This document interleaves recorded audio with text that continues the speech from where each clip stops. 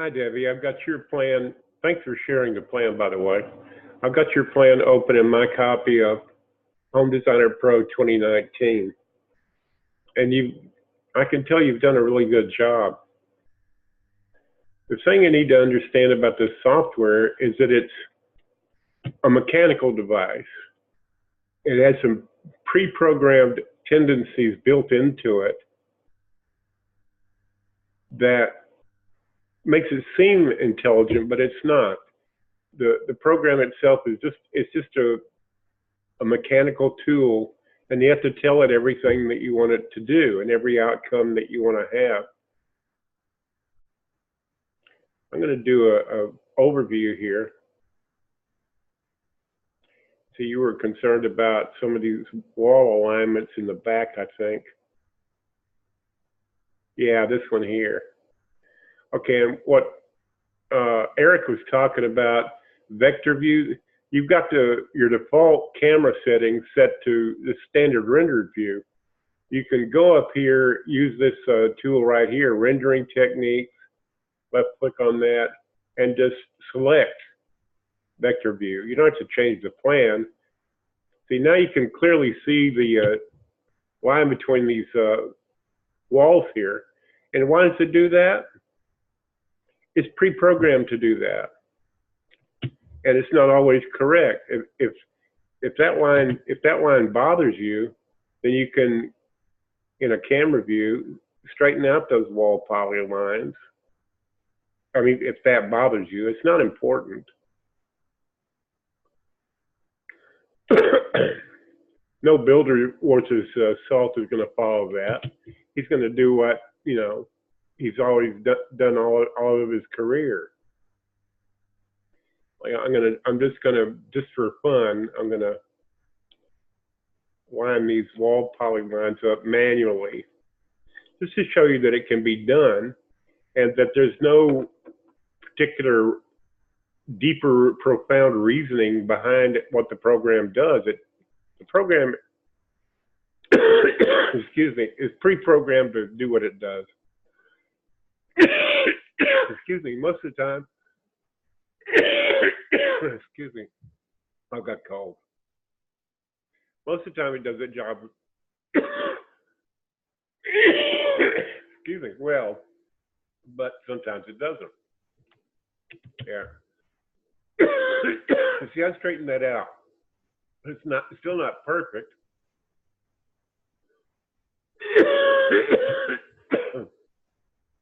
But this sort of thing's very important.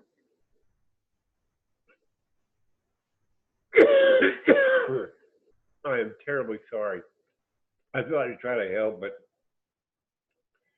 my body's not cooperating. The main thing the software can do is to communicate your desires to other building professionals. And it does that pretty well. Like this terrain, is not exactly perhaps the way you might want it.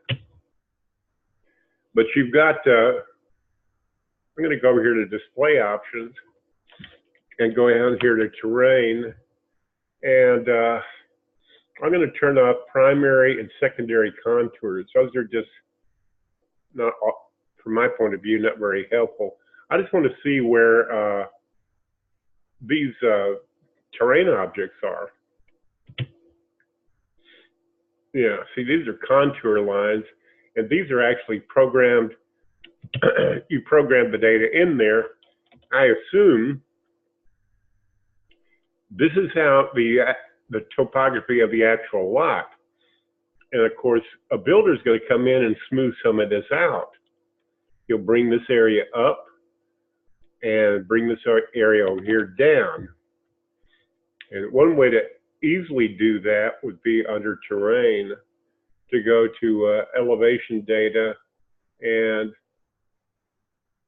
you've got elevation region. And you'd want the area where your pool is and where this area is relatively flat. So I'm just going to draw that in there. And we'll just take a look. Just putting it there didn't do much. let's see, let me go over here to terrain and rebuild terrain. Sometimes it doesn't automatically rebuild. Okay. It's like it created havoc. Yeah, it certainly did. And the bad thing about this region going across all these other data is because they conflict with one with the other. So I'm going to get rid of this. Didn't it look? My adding that actually made it worse. Now I'm going to rebuild the terrain again, and it should revert to where it was. Yeah, that's better. But so you've got the terrain a little bit high here, a little bit low here. Let's see what we could do with that. Okay, here's a low point is following this line here. If I was to move this out past the corner just a little bit,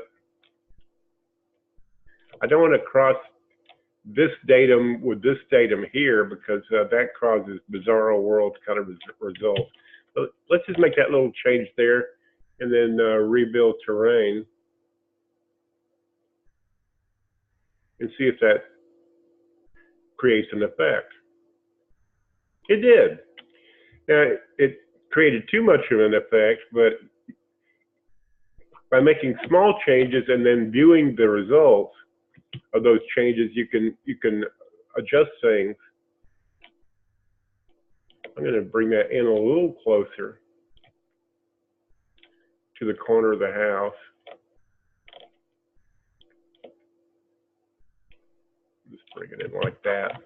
See what that does. So I'm going to, again, I'm going to set it to build manually terrain and then just to view the changes.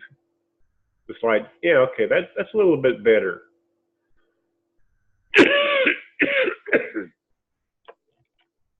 I think that's this. I'm going to drag that in under the house and drag this one up along the edge. You don't want these things crossing each other because then that causes the bizarro world results. Rebuild terrain, and that should smooth that out a little bit more there. Yeah, it did. Not perfect, but you know, trial and error, you can make changes like that and it makes sense. In terms of the roofs, I could build a roof, but I don't know exactly what you're looking for.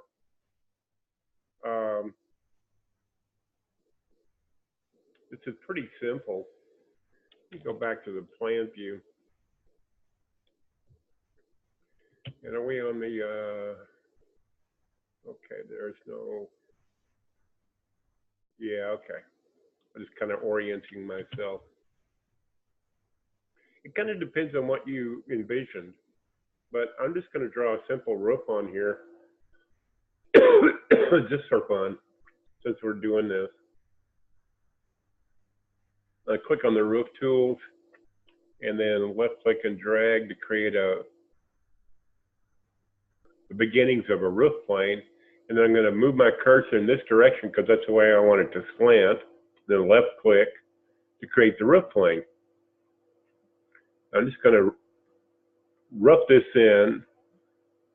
This is called a gable roof. I'm going to put the other half of the gable over on this side. Left click, drag, left click, and then grab this one and use the Join Roof Planes tool right there, and join those two up. We'll drag this over here, and I'm going to drag this edge out, line it up with that edge over there. Now I'm going to go back to the overview camera so you can see the result of that. It's not going to be anything beautiful, but it's a start. I don't even know if that's what you had in mind, but it's a way to start. Okay. Now I'm going to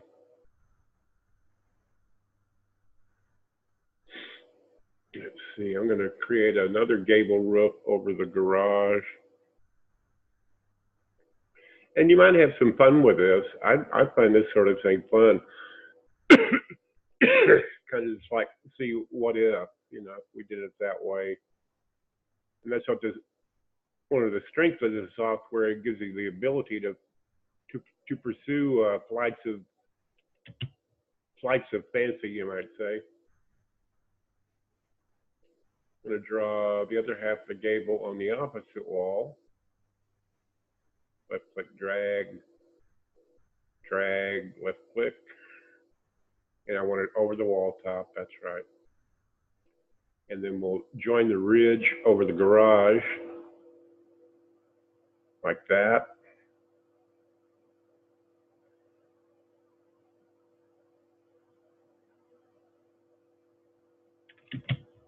That's funny looking. Did I draw that? Oh, I see. That baseline of that roof is no good. I'm going to delete that one. I didn't draw it straight, so that's the reason I'm deleting the roof line. I'm going to draw another one. Try to get this one straight. And then join ropes. Line up the edges.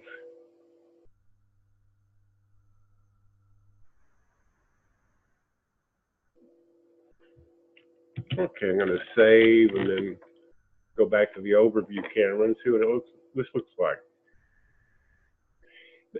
This is fine,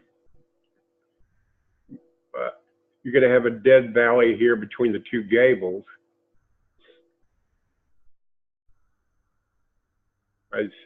Oh, and I can see that these are not equal. You see, this one should be, let's see, what's this one? Excuse me. It's 137, the baseline's 137 and a 5/16. What's this? 137 and 5/16. This must be the one that's off. Yep, that's the one that's off. I'm going to lock the pitch on this one and change this one to 135 and 5. Yeah, 16. I think that's what it was. That'll lower it down where these are all equal. Yeah, like that. Let me check that. I'm just going to open the dialog box on this one. 137 and 5/16. Okay, I got it wrong. We'll lock the pitch and 137 and 5/16. I almost got it right.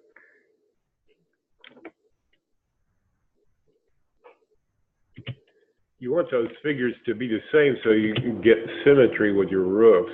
And they weren't symmetric, so I knew something was off.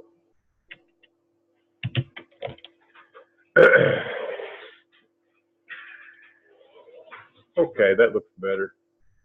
Not perfect, but better. But yeah, the terrain is above your garage doors by almost 3 feet, so that needs to be addressed at some point. But this kind of roof, I'm going to turn off the snap grids. I never use those. So what you would do to connect these, and also we need something over the front porch. Let me look at that. Yeah, you need some sort of a roof over, excuse me, over the front porch. And I think what I would do, what I'm going to do, I'm going to take this roof plane and use the brake line tool and break it over here outside that wall and drag that part over here. Go back to the overview camera. That's somewhat better. And then this wall here, I'm just going to click on it and extend it so that it fills in there.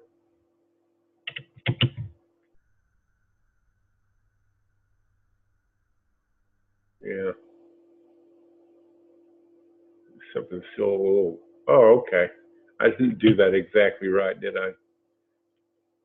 Need to bring that back, something like that. And then we'll put a roof cricket along in here so that the water doesn't, excuse me, pool up here in the, let's see, where is that? Kind of hard to see with all this clutter going on. All the stuff you have to, like, to work on this plan, I think I would go to fixtures and interior and exterior and turn that stuff off. I don't need that. And also furniture. Excuse me.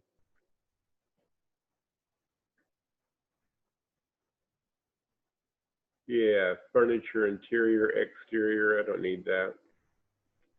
I mean, it's still there. I've just turned it off. And I'm not working on terrain contours, so I'm going to turn those off.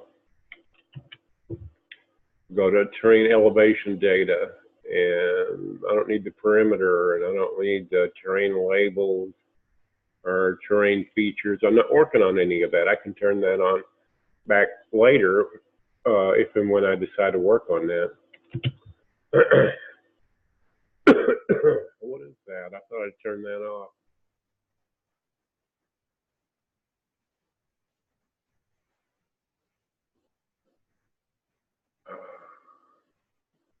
Elevation line specification. I thought I turned that layer off. I guess I didn't. Yeah, I did. You must have imported a drawing or something. Probably what that is.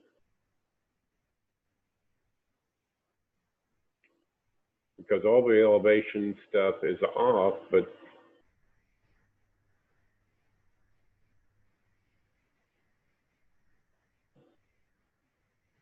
see if there's any other imported layers that I'm not thinking about. Don't need electrical. I don't think you've added much electrical to speak of. Anyway, that stuff can be turned on and off. Why this line here is, those are still there, I'm not quite sure. You must have imported a drawing.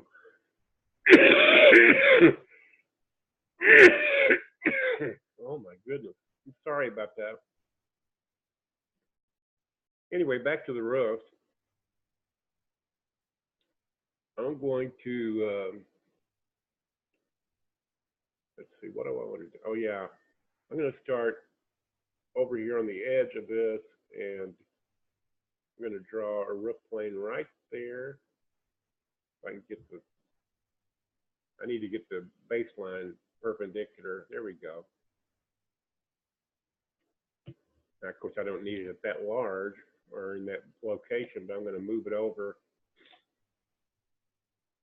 and make this triangular shaped. This will make more sense once you see. Whenever I get this dialogue here, I always just don't show me this again during this session and cancel. I've never found anything useful other than wasting time. Now I got a triangle there drawn as a roof plane. And there it is right there. I don't need it at this steep a pitch. I need it at 312, thereabouts. There's that roof plane that I drew.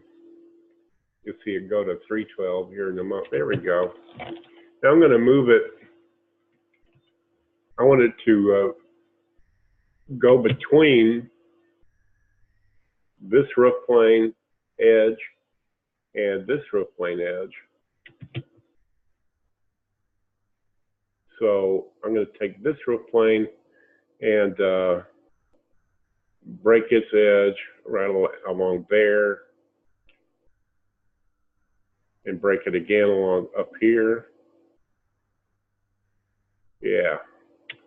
And I want this new edge that I created to connect with the edge of the roof saddle right there. Okay, and it tried to carry out what I asked it to do, and that's what it's done. Let me give you a better viewpoint of that.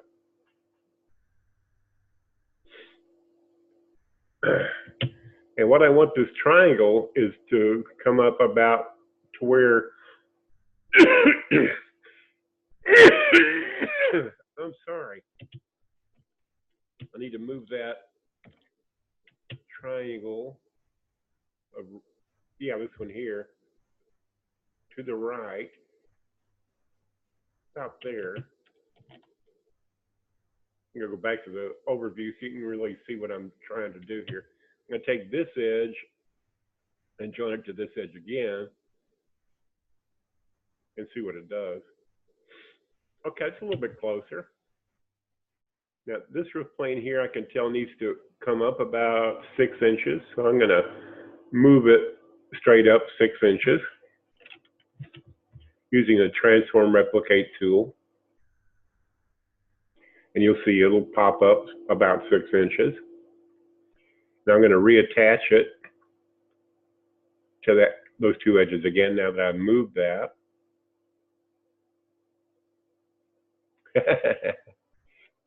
Okay, that didn't get the result I wanted. I think I need to move it up about quite a bit more, 12 inches up.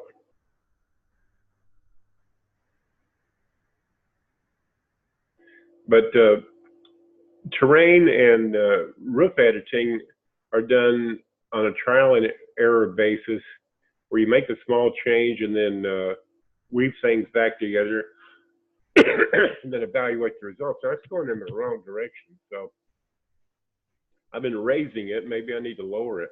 Go minus 24.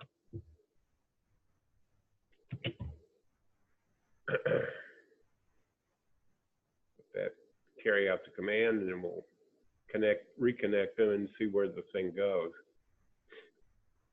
That's better. See what? Okay.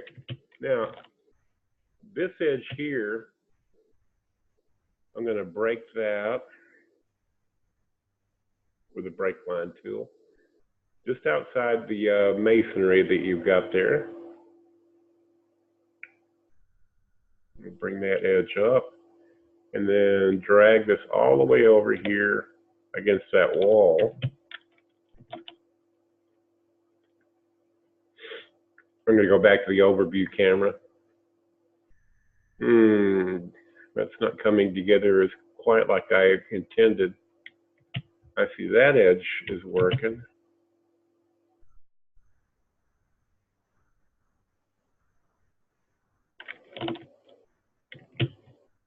Okay, here's the, I'm going to take this and I'm going to copy it. And I'm going to reflect that copy horizontally. There's the copy. I'm going to put that over here on this side. Drag the ridge down. And my intention is to get these two to ridge out. By that, I mean I'm going to use the join roofs and join their ridges. Okay, let me go back to the overview camera so you can see what I'm doing. Okay, so there's a roof cricket or saddle. It still needs some adjustment, but this will keep the water from ponding here between these two gable roofs. And it looks like to me, yeah, I want to move that over to about, whoops, to about there. I'm going to move this half over to about there. of the edge of this roof and the edge of this roof is where I'm going for. And then rejoin the ridges.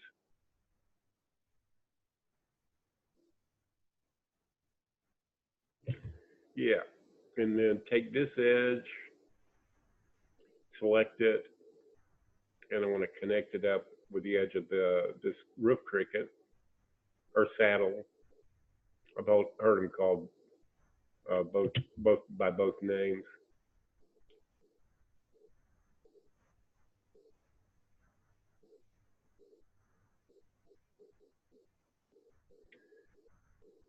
I'm going to do the same or similar sort of thing on this side. I'm going to take this middle edge and break it into two lines.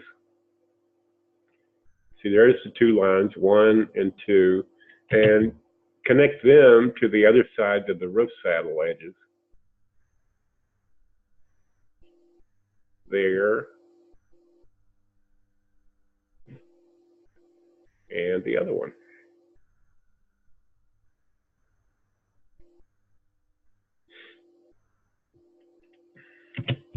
Okay. Still needs some adjustment. This needs to be moved to the left, and this needs to be moved that way.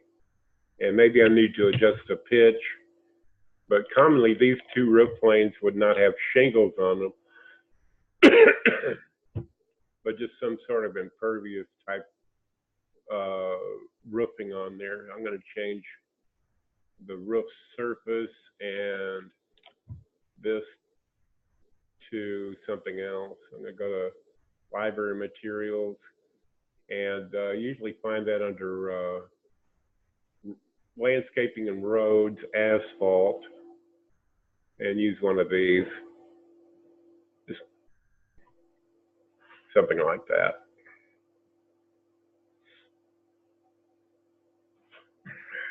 Let that update. There we go. And so that's how these, maybe this is not what you had in mind, but it's just something I threw together. And to introduce you to the fact that you could, we could put a little gable over here, or we could put another shed roof here. Let me just put a shed roof, and that's what makes the most sense to me at the moment. I'm going to just click on the roof tool and left click it, drag a roof baseline, go up roof with it, left click. Now, the default settings for the roof tool are set to 512, and I'm just going to change that to 112. And then this edge of the roof and this, I'm going to connect them if I can. I did. Okay, now to put the roof overhang back, I'm going to again use the break line tool and break it just outside the wall here and bring this down for some overhang. Let's see, overhang. I want to bring this edge over for this overhang for the front porch.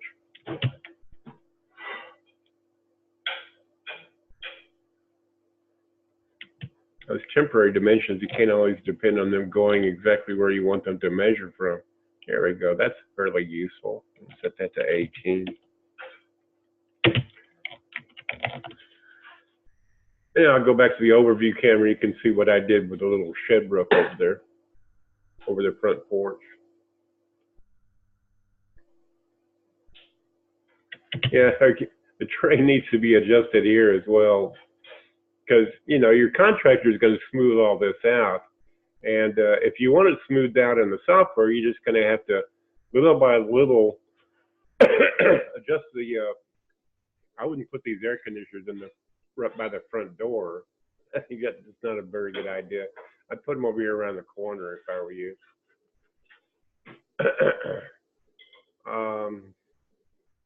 I think I've spent enough time on this to give you some ideas on what you can do. Now, what is that junk over there? What is that, a wall that you put there? Let me open the dialog box on it. A full height cabinet. Well, okay. I'm gonna get rid of that, get rid of that. Yeah, this stuff out here doesn't make any sense. It's probably not important. But I'm gonna end the video now. Let's see, I'm gonna get whatever that is, I'm gonna get rid of that. And clean this up, and then you can share it with other building professionals and get your house built. And that's kind of the whole point.